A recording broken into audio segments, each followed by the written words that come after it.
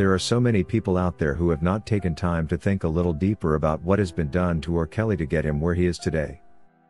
And because of that, the false accusers, malicious government and irresponsible court system has successfully gotten away with it throughout the trial phase of the case, leaving the R&B king with the appeal as his only hope to reverse the damage already caused.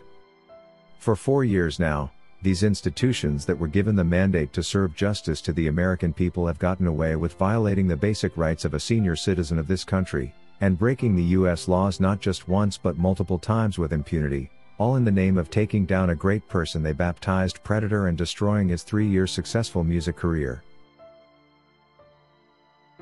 If movies were made about future presidents and premiered in theaters and on Netflix like they did the Surviving R. Kelly documentary, our country would miss out on great leaders and end up with only those who know how to play the game. Why this is not allowed in Hollywood is simply because this is prejudice and is therefore unacceptable. This is why all candidates are given an equal and balanced platform to present their cases to the nation such that everyone gets what would be comparable to a fair trial right in front of the American people, and from this uncorrupted process, our country finds its great leaders through a free and fair election one would compare to a fair judgment that comes only after a non-prejudicial trial.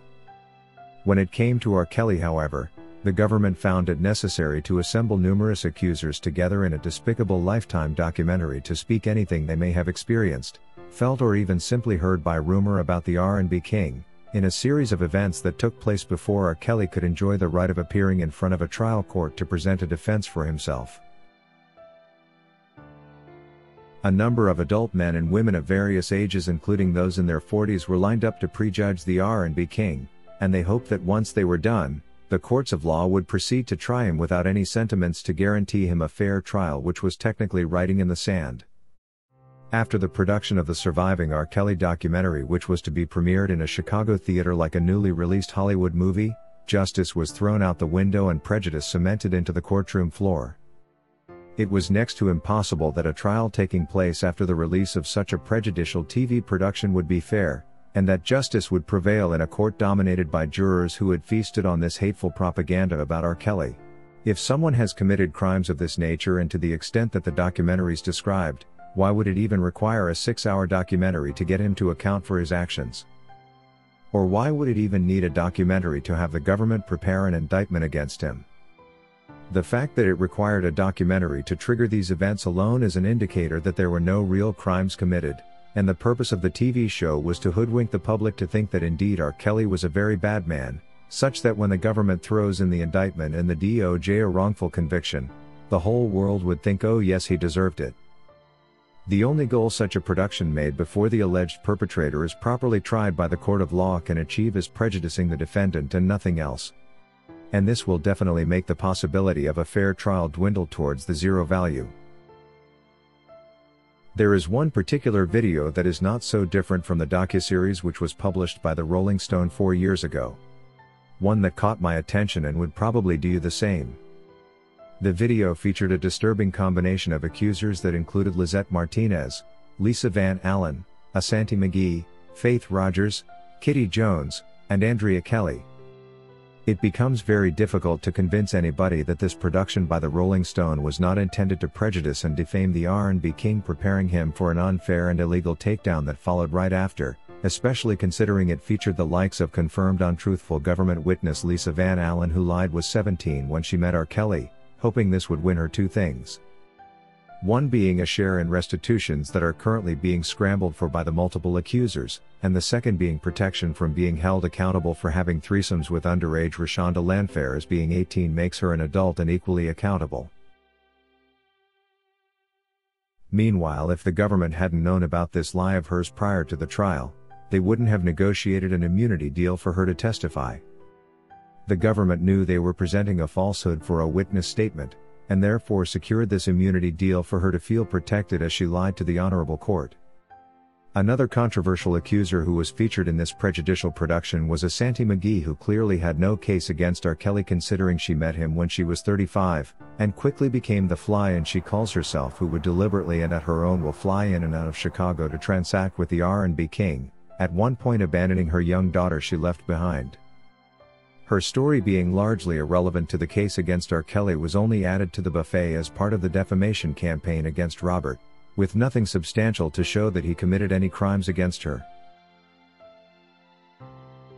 And then came the mother of all drama queens' ex-wife Andrea Kelly, who is not only a false accuser of his, but also yet another named offender that shared her story only to protect herself from her own track record of engaging in threesomes also with underage Rashonda and Lisa Van Allen.